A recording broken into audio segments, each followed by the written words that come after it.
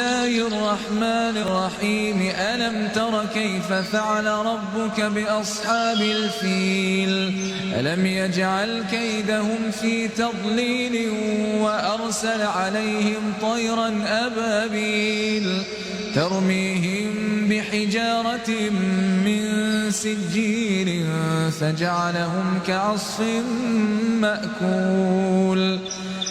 بسم الله الرحمن الرحيم لإيلاف قريش إيلافهم رحلة الشتاء والصيف فليعبدوا رب هذا البيت الذي أطعمهم من جوع وآمنهم من خوف.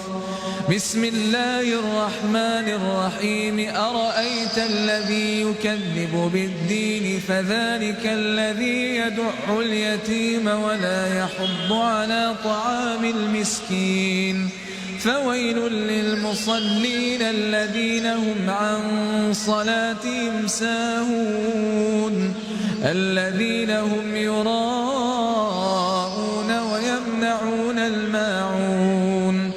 بسم الله الرحمن الرحيم إنا أعطيناك الكوثر فصل لربك وانحر إن شانئك هو الأبتر. بسم الله الرحمن الرحيم قل يا أيها الكافرون لا أعبد ما تعبدون